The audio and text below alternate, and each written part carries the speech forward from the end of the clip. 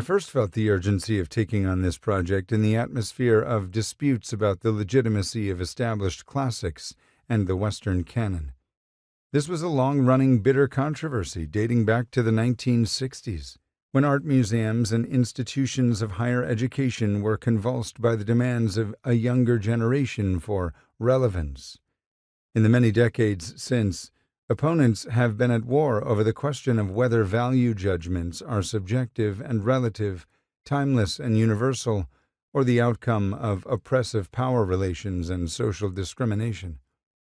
That no party to the dispute has been able to persuade the others of the superiority of their position, that everyone can parrot their opponent's responses in advance, announces how exhausted, how sterile, the culture wars have become. It was out of my frustration with what I felt to be the narrowness and predictability of these politically polarized positions that I set out to write this book.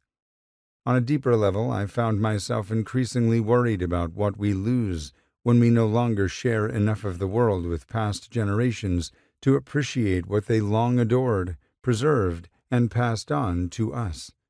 And I felt increasingly alarmed the more I realized how few people believe this question is worth asking, for a great deal is at stake in being able to feel the continuous, living presence of classic works of art. The immortality imagined by Whitman, which is the only afterlife conceivable in our weightless secular world, but even more consequentially, the sense of permanence and solidity that the classics bestows on our world by outlasting the mortal person who made it, what Hannah Arendt memorably described as making a home for men during their life on earth. Equally at risk is the existential dimension of depth in human experience. Without the layers of cultural memory that accumulate when we imaginatively inhabit the sensibilities of earlier generations, our very source of what it means to be human, we are trapped in the shallows of the here and now.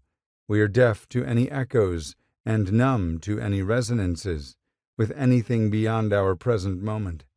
Each of us is alone, thrown back on our meager personal resources. If we were to dispense with the idea of the timeless universal classic, what would arrest the flux of time and assuage the feelings of the futility of individual existence that have haunted modern consciousness?